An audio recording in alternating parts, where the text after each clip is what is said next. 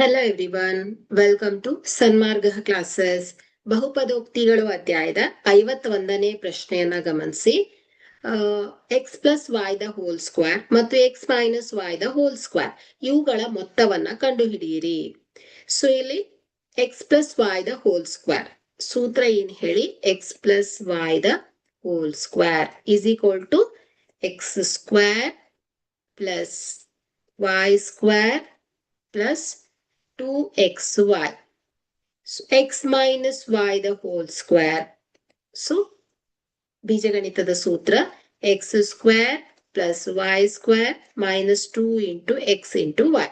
So ಈಗ ಇವುಗಳ ಮೊತ್ತವನ್ನ ಫೈಂಡ್ ಔಟ್ ಮಾಡಬೇಕು.